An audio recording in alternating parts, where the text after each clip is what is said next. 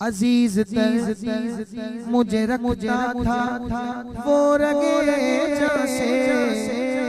ये बात सच है मेरा बाप कम नहीं माँ से। वो माँ के कहने पे कुछ रो मुझ पे रखता था। यही वजह थी मुझे चूमते झिझकता था। वो आशना मेरे हर कर्ब से रहा हरदम।